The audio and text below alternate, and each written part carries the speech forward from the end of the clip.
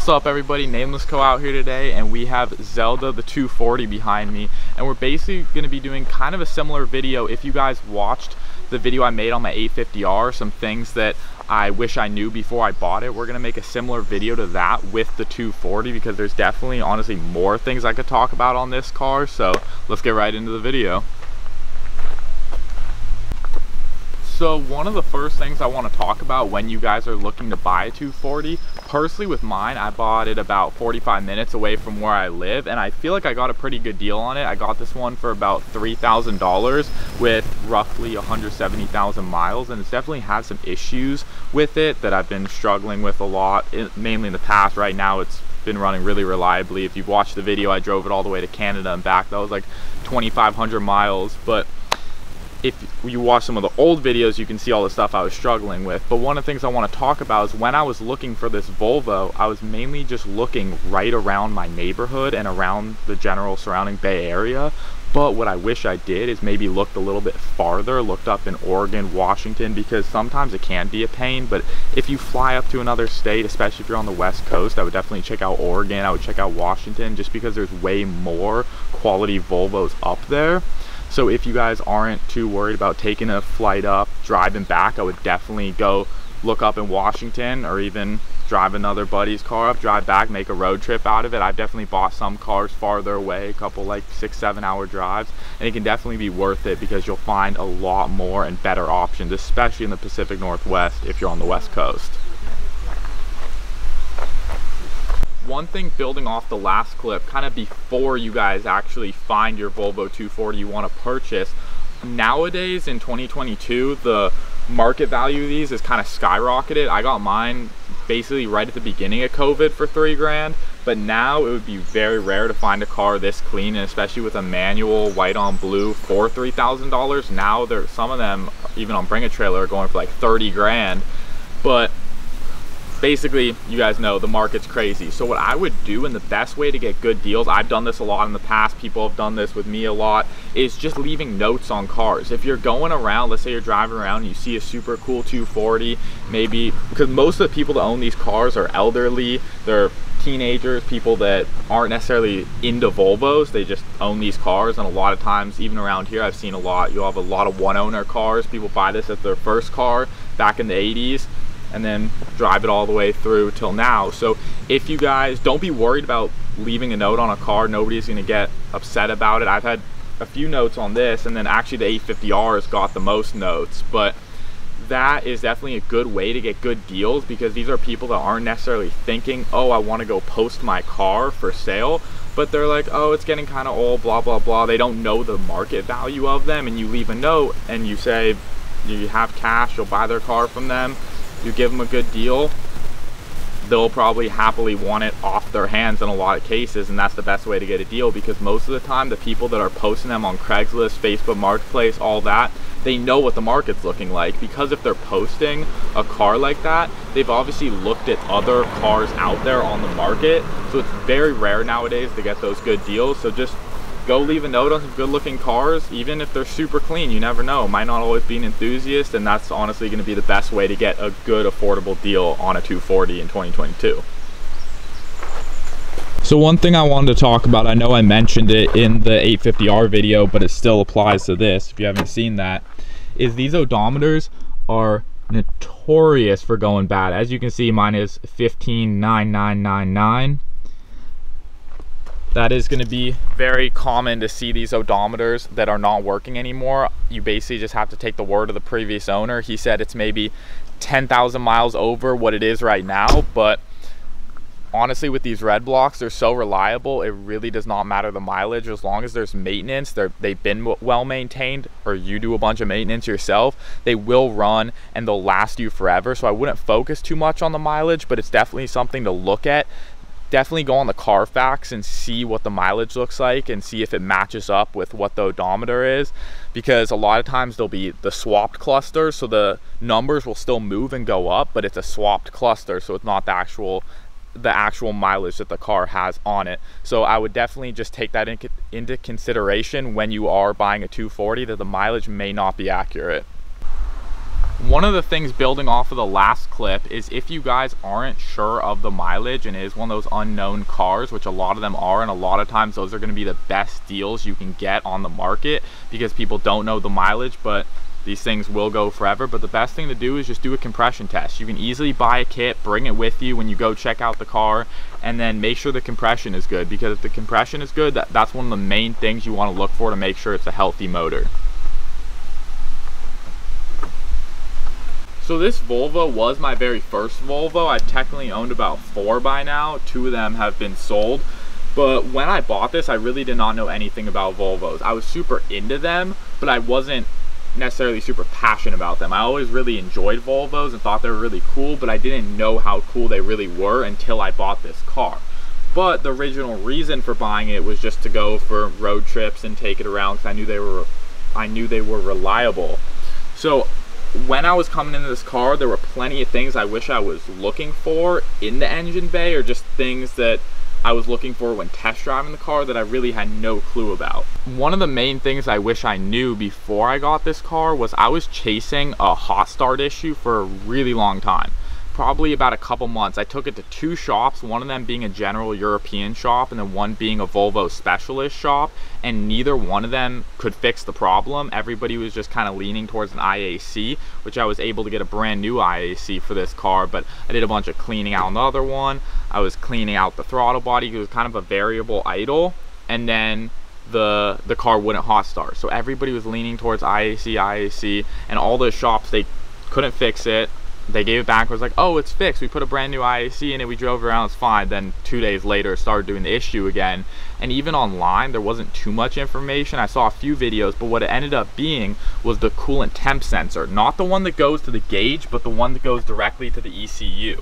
And that, just by doing that little, I think it was a $9 sensor I spent at the time. Like I said, I did not know much about Volvos, and these are extremely easy to work on, but I just didn't know anything about them, so I had it taken to a shop. Now I do most of the work myself, but I spent way too much money in the shops trying to figure out an issue that ended up costing me $9, and is a super easy job to do. You do have to take the intake manifold off, but it was super easy. I got a new gasket and did that, and that's just something I wish I knew before. So if you guys are having hot start issues, it's most likely a super sheet fix, and building off that, most of the things on this motor, even if it's having some big problems, as long as it's a healthy motor, compression's good, a lot of times the fixes are not too expensive. Labor rates are crazy in shops, but they're easy to work on. You can go on IPD or whatever website, FCP Euro, and get a ton of parts for this thing and keep them running, because they're really easy to work on and the parts really aren't that expensive.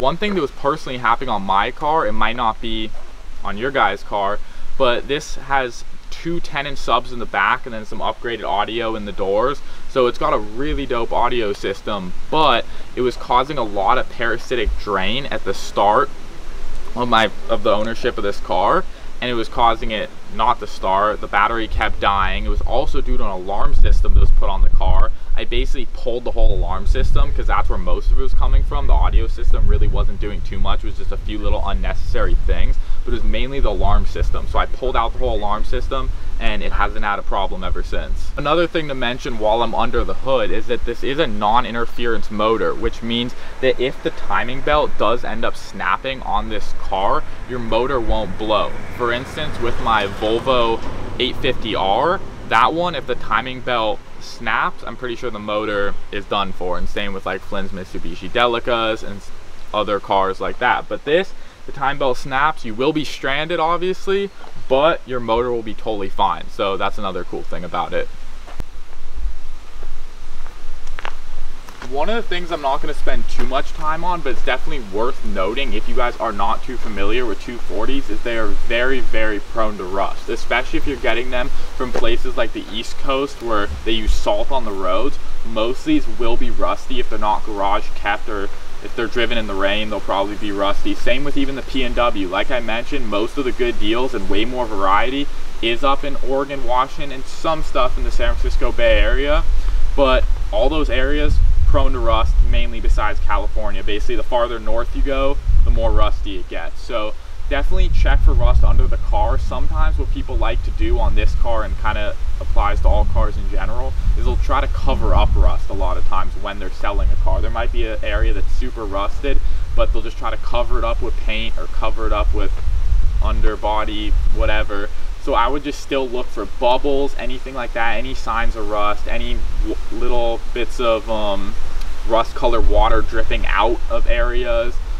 Just something to note on these cars before you get into one, because that can definitely make or break a 240.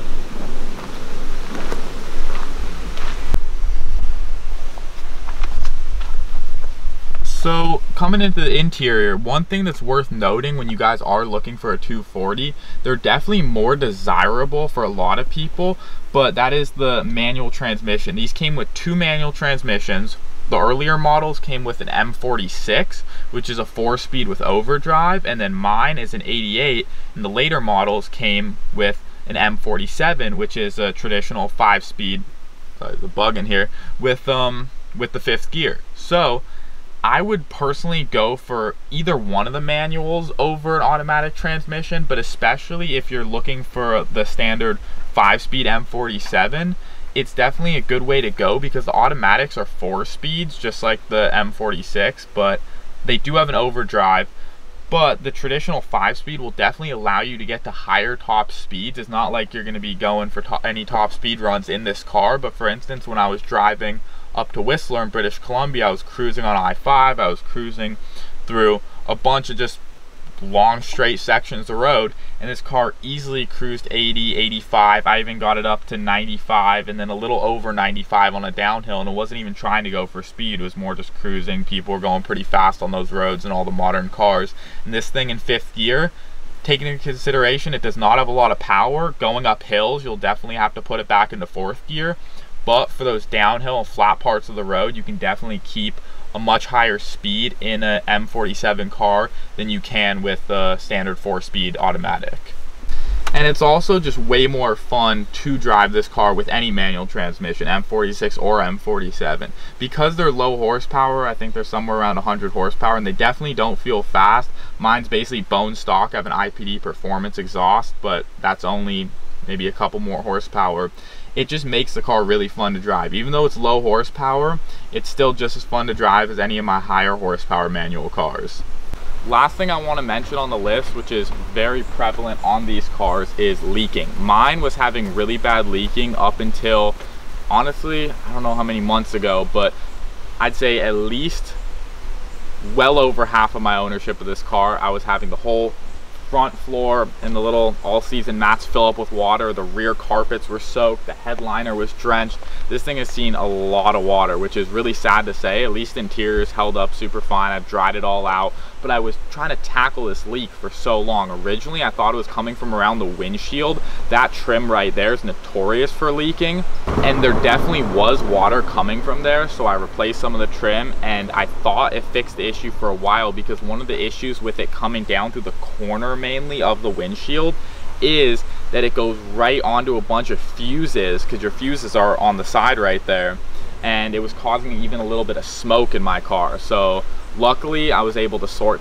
that part out, but that's not where the main leak was coming from. Another area that I originally thought it was the roof rack. So that's one of the things I wanted to mention. When you guys are looking at getting these cars, preferably the ideal package is if you can get a no sunroof, no roof rack model, the odds of you having leaks are going to be super low. Mine is a non-sunroof, because the sunroofs are notorious for leaking, but it is a roof rack, and all the little boots around the roof rack have these little rubber grommets inside of them, and over time they're gonna crack and they're gonna leak. So I thought it was coming from the roof rack, but what it actually ended up being was the rear trunk little seal. It was just that little piece of rubber or whatever it is that seals the trunk to not let any air in from the outside, and it looked fine, but I was like, you know what, maybe it's a little old, I'm gonna try replacing it, because the whole headliner was just dripping water. It was all coming in through the top right here, and I was like, it wasn't the roof rack,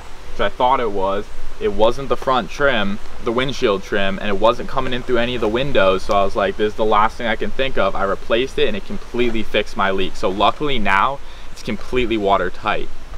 And leaks are one of the hardest things to figure out if a car has or not, because when I bought this car, it was during the summer. I had no idea it was leaky. Honestly, the guy before definitely did not disclose of a lot of stuff, and he was kind of sleazy with the whole sale and everything around it. Even when we were test driving the car, he kept trying to turn the audio up louder and louder, probably to hide a whole bunch of things. But I'm guessing he knew it was leaking, because that leak was any little rain, even a drizzle, even just morning moisture, the car would be soaked. So there's no way he didn't know. And honestly, it's a really hard thing to tell on these cars, because if you're buying it when it's sunny out, you have no idea if it's leaking. So most cases you can't just take a hose to a car and test it, but it's just something to note.